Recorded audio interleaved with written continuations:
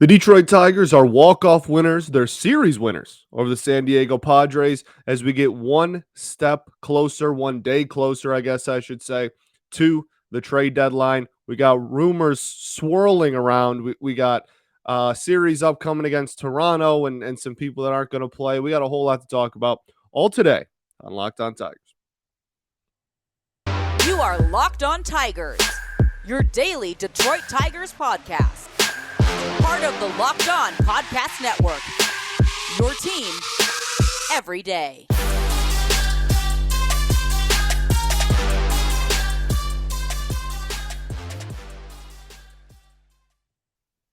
What is up, everybody? Welcome back to another edition of Locked On Tigers. I'm, of course, your host, Scott Bentley.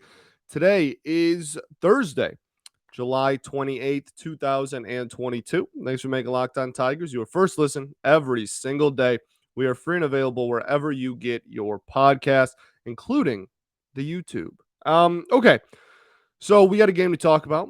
4-3 victory over the Padres. That's a series win against a pretty darn good ball club and over a pretty darn good pitcher in the opposing dugout. I guess I was going to say opposing mound, but it's the same mound for both teams. You get the point. Darvish is really good. The Padres are good. This is just the epitome of this team and this season. They will just randomly beat one of the best teams that the National League has to offer, one of the better teams in baseball, and then get swept by the Royals and score 3 total runs in the entire series. That's just how the season has gone, and here we are. It's not even surprising to me anymore. It's just ridiculous. Okay. So we'll start with Darvish, because I just love talking about Darvish. I just love Darvish. He is unbelievable at his job. This is a dude who legitimately could throw like 9 different pitches if he really wanted to. In this game, he threw a total, registered on Baseball Savant, he threw six different pitches. However, there is everybody that has ever played with or against him fully understands that not all of these are even the same, and he probably has closer to like 10 pitches in his repertoire. The dude is absolutely insane. The pitch mix is really, really good. He goes majority cutter.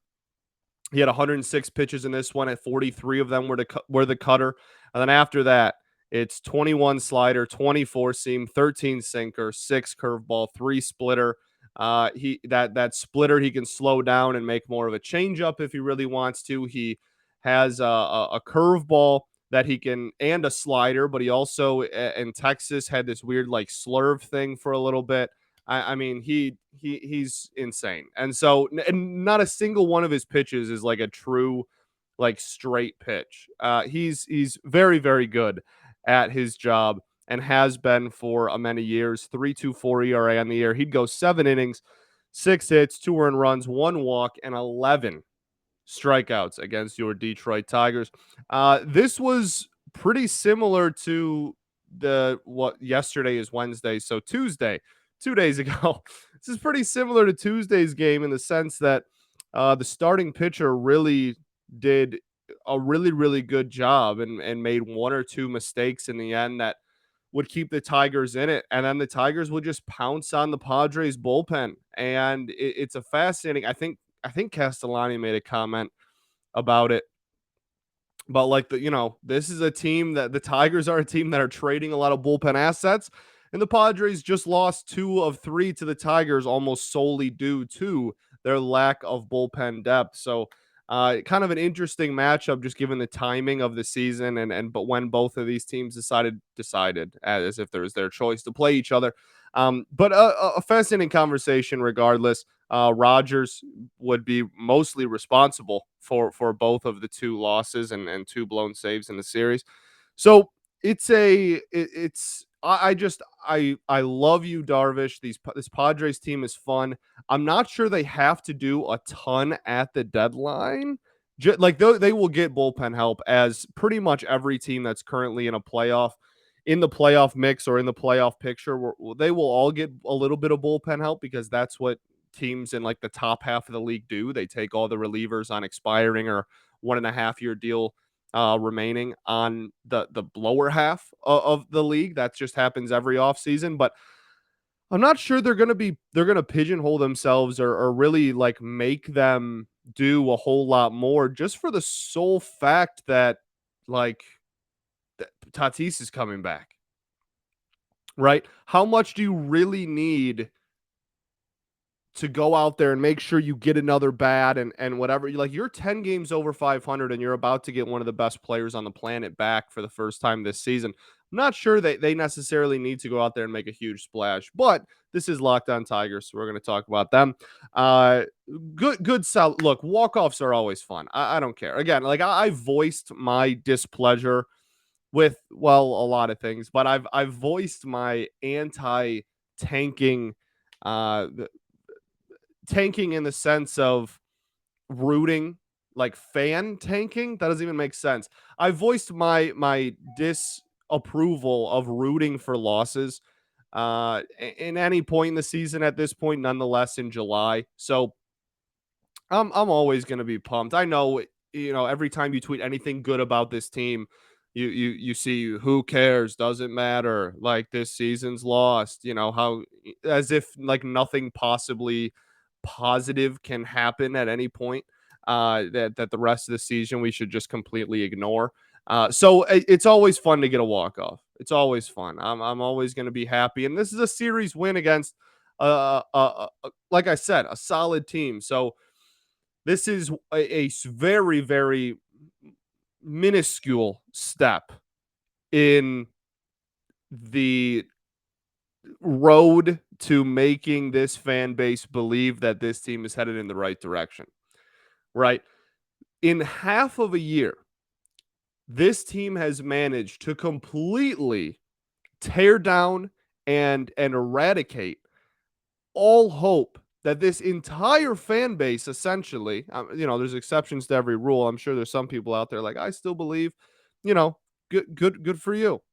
Keep keep true. But they've pretty much erased all hope that this rebuild is headed in the right direction and this team is going to be good in the next couple of years in half a season. It took 100 games. Well, half a season, I know is not, but it took to the All-Star break.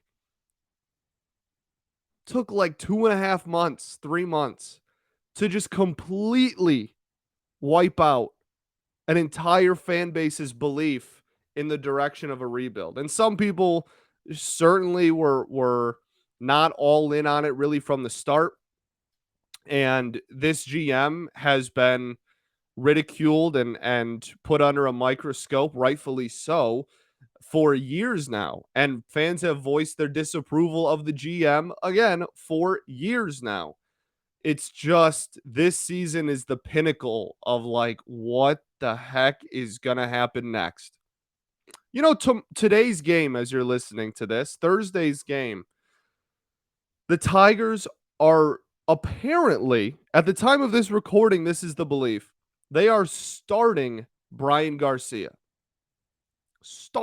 Brian Garcia, for those who don't remember, was a guy who magically put up, I think, a sub-2 ERA in the COVID 60-game season in 2020 and was not long for the roster last year. Went up and down a little bit, but mostly down when they were at full health.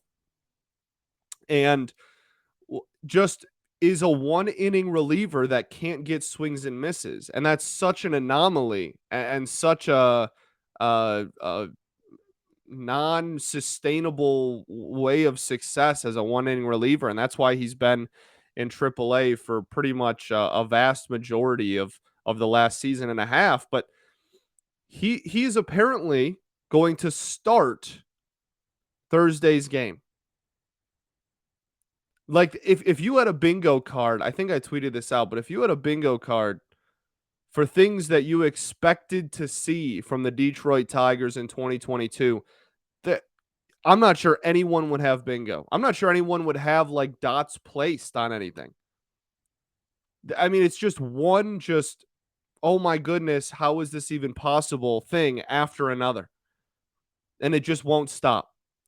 And next in line is with all due respect, it's Brian Garcia who's been a AAA reliever for the last year and a half, starting for the Detroit Tigers in Toronto. They need starting pitching help. Alex Faedo shut down for the year. Spencer Turnbull, they had officially said, will not come back this season. They need starting pitching help. Bo Brisky's on the IL. Eduardo Rodriguez is apparently aiming to come back at the end of August. We finally heard from him. He's doing fine, I guess. Well enough to start the process of coming back. He's starting a throwing program. It's just it's one thing after another, and now we might trade the only sustainable, like, solid pitcher that we have. So let's keep talking about the game. We will get more into the actual game itself and just more of the stuff circulating around the team and the trade deadline and everything. But first, I got to tell y'all about our friends over at the Sports Card Investor app. It's an awesome app. It's amazing.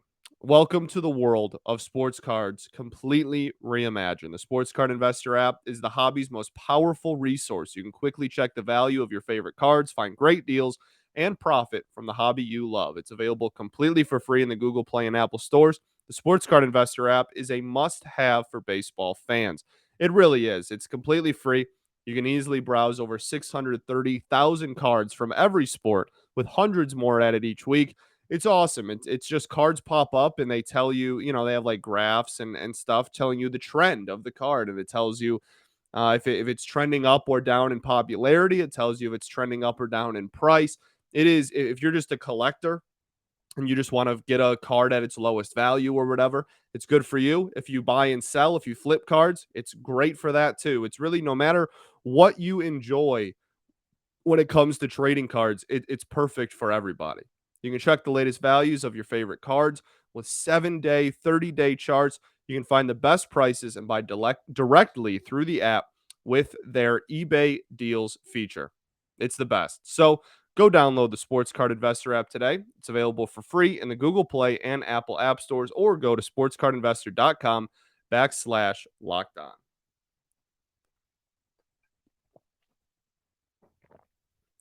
All right, everybody. Welcome back here to our second segment at Locked On Tigers. Thanks for making us your first listen every day. We are free and available wherever you get your podcast, including YouTube.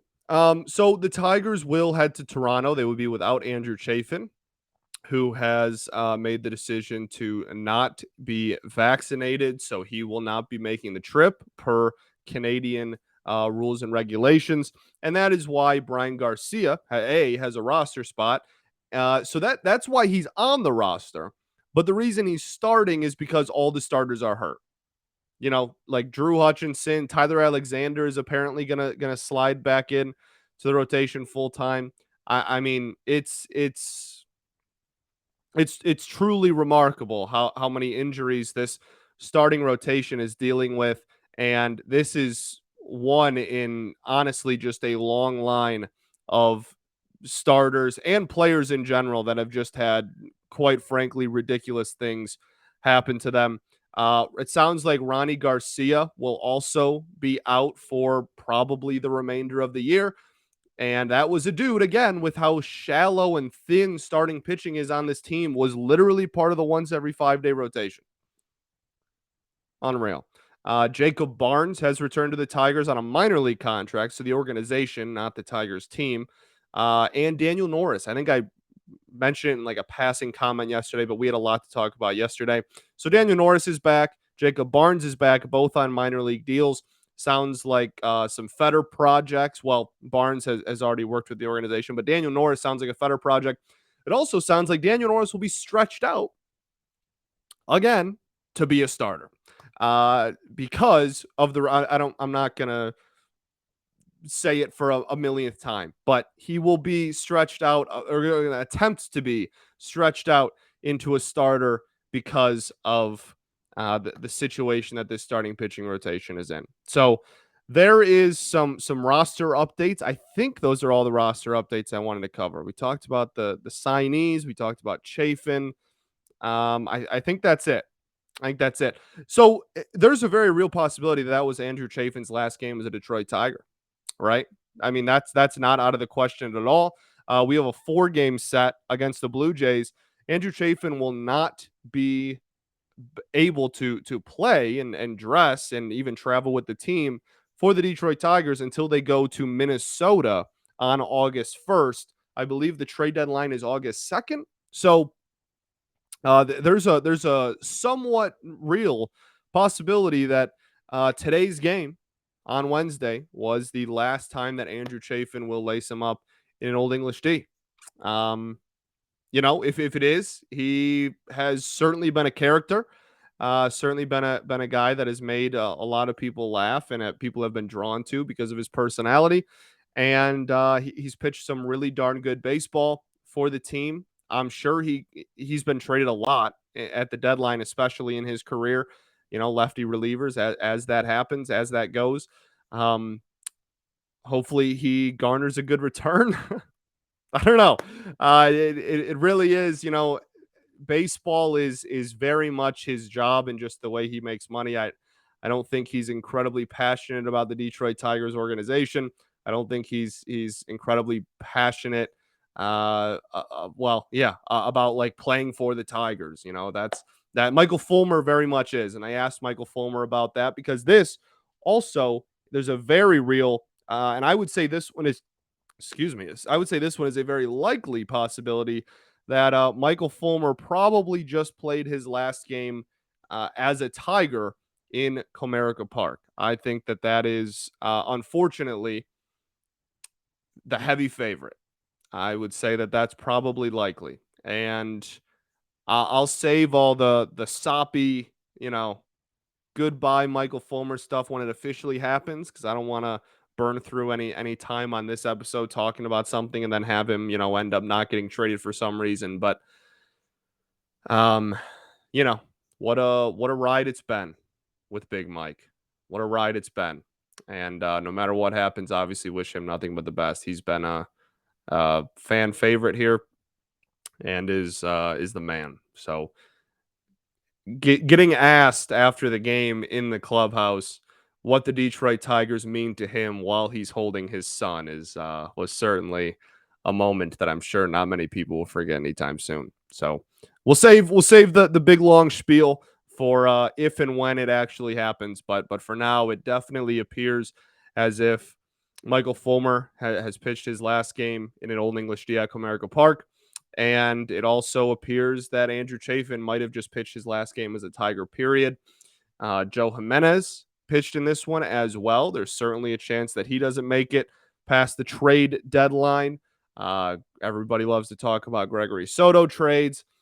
Pretty much half of our bullpen is going to be on the block there and is going to be likely to be traded. The other big one was Tarik Skubal. So let's talk about that. So we talked a lot yesterday in yesterday's show about the possibility of trading Tarik Skubal and what that means. Him going out and having to pitch during all those talks and everything is certainly a interesting timing by the universe, right? So he goes out there and I thought he looked really good, and he didn't have the swing and miss stuff that he usually has. We're used to a lot like big strikeout numbers and lots of swings and misses for Tarik. He had 4 swings and misses this entire outing and 98 pitches, but he was able to get the average exit velocity for the Padres in the entire outing was 89 miles an hour. Anything sub 90, I'm going to consider pretty solid. And yeah, I mean, he definitely went pitch to contact mode. And I think part of that honestly had to do with his stuff was not as good as it usually is. Now, was not due to a lack of effort. We saw him throwing stuff in the dugout and screaming after that. Harold Castro may have single-handedly cost him quite potentially 10 to 30 even, depending on how much you want to pin on Harold pitches. We're all pinned against that foul ball pop out that Harold dropped. But as a whole, it was definitely a pitch to contact game. The sinker was the most thrown pitch. And yeah, I mean, only 4 swings and misses. Called strikes plus whiffs, only 19%. That's really low for Tarik Skubal standards, that's low in general. But for Scooby's standards, that's really really low. So yeah, and I think again that had to do with a lot of his stuff, and we'll talk about, there's some velocity and some spin stuff that might indicate that it wasn't the best his stuff has been all year, which is kind of weird considering his last few starts. But we will get into all of that right after this.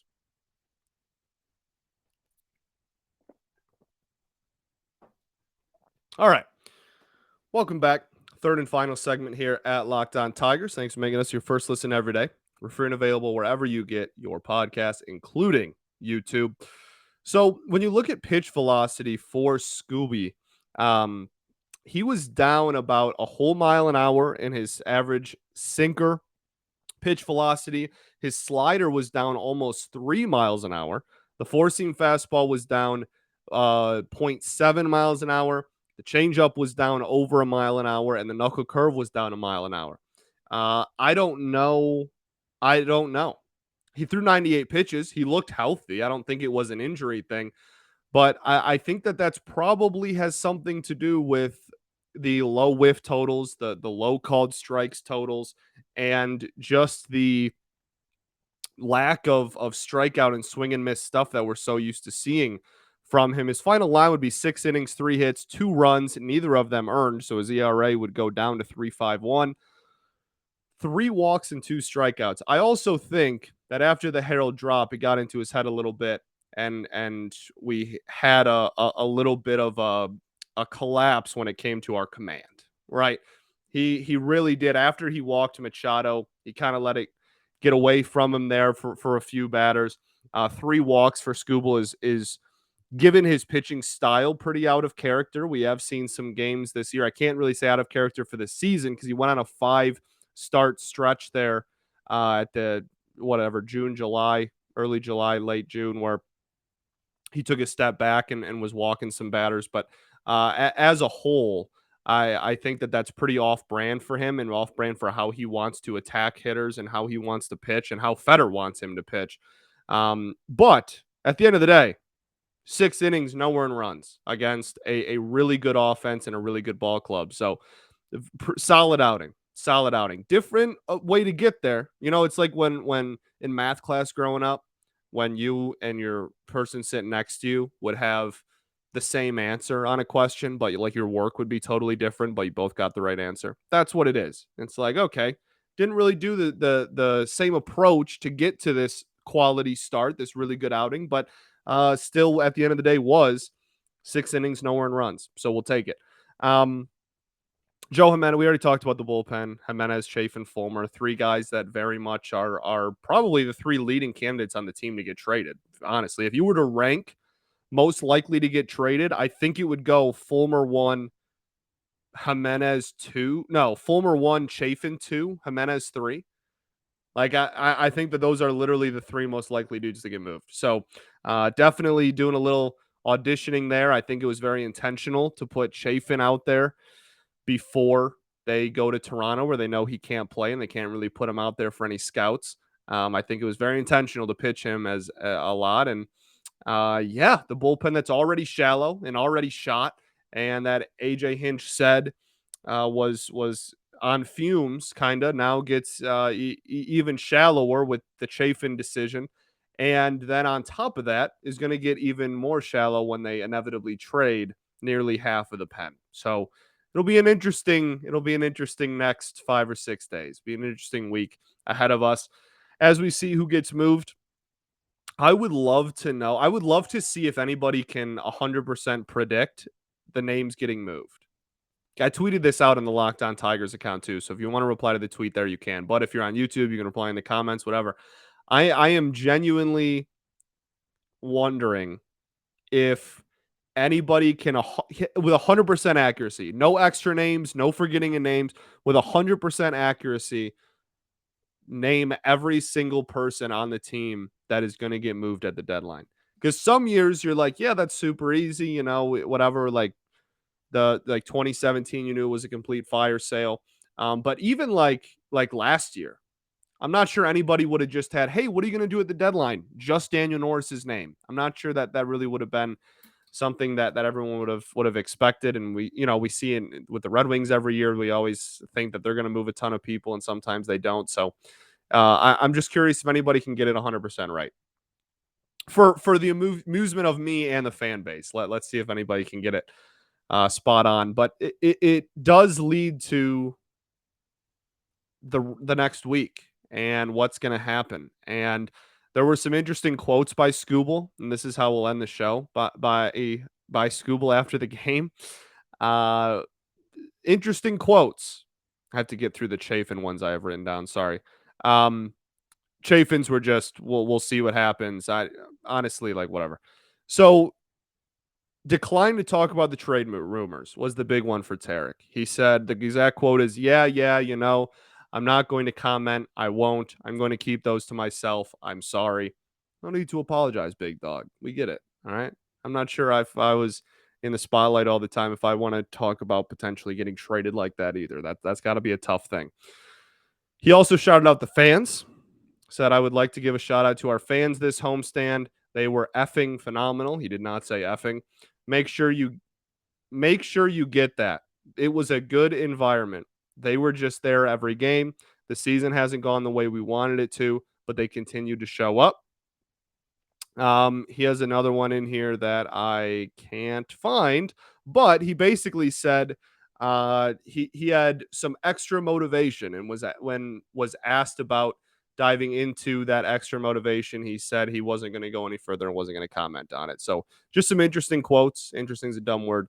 Just some quotes for people to dive probably way too far into, and I'm probably not helping the situation. But I mean, I don't have to be the one to break it to you that thanking the fans and saying you had extra motivation and declining to talk about trade rumors, the entire fan base has completely eaten that up and turned it into, oh my goodness, he's getting traded. I'm certainly not there yet. I would still say the odds of him staying are the minus money, are the favorites, and the odds of him getting moved is the plus money. At this point, if I got notification in the next 6 days that Tarik Skubal was moved, I would still be more surprised than not. But you can't help but look at those quotes and feel some type of way for sure. So um, it'll be a really interesting such a dumb word. It'll be a fascinating next week of games. And I'm not sure we're gonna do any hug watch stuff. Any like, oh, we're gonna move somebody in the middle of the game. I'm not sure we're gonna do any of that. Um, a la Austin Jackson, right? But definitely going to be eyes going to be glued to Twitter, refreshing Twitter often. All the notifications turned on that you turn on every trade deadline. If we had to talk about the people that are most likely to get moved or just looking to get moved that we've heard their name, we'll start with that. We'll start with just whose name has just been thrown out there, period. We've talked about Tarik Skubal. Michael Fulmer seems like honestly almost a done deal. Andrew Chafin, I would be very surprised if he was a Tiger on August 3rd. Joe Jimenez, I think, is another really solid candidate. I guess that's a weird way to word that, but another candidate to throw in there. We've heard Gregory Soto's name, a lefty that can throw 100 with several years of control left. He's going to be thrown in there. I think those five are probably the five guys that we've heard the most about, or that we've heard their names thrown out there at least. And those are the five guys that I expect most of the talks to be centered around. If you had to talk to me about most likely, I would say the most likely, as I said earlier, I think that's my list. I think I would go Fulmer 1, Chafin 2, Jimenez 3. And Alex Lang's not going anywhere. And Tarik Skubal's the big question mark. And then offensively, surprisingly, when I tweeted that out and said, can anybody accurately guess everybody that's going to get moved to 100% accuracy, I was surprised at the amount of Harold Castro replies. And it's kind of a fascinating discussion there. He's got a couple of years of control left. He's a guy that can play pretty much every position and not super well, but if you wanted him to, he could play pretty much every position. And is going to put the bat on the ball. And as a utility guy down the stretch, he might be a sleeper candidate. I don't expect him to get traded or anything, but I saw not one, but like multiple people have Harold Castro on their list. And I was just I was like, oh, I didn't really think about that, but it kind of makes sense. So we have a very intelligent fan base, an emotional fan base. Don't get it twisted, but a very intelligent one at that. Okay. I think that's everything I got for you. Thanks for making Locked On Tigers your first listen every day. Now, for your next listen, check out the Locked On MLB podcast, especially when trade deadline rolls around. It'll be a really interesting show. Interesting. Golly. It'll be a really fascinating show. It'll be a good listen with all the moves that are going to happen over the next week. MLB expert Paul Francis Sullivan brings humor, passion, and his unique perspective on every team and the biggest stories from around the league. Follow the #1 daily league-wide podcast, Locked On MLB, on the Odyssey app, YouTube, or wherever you get your podcast.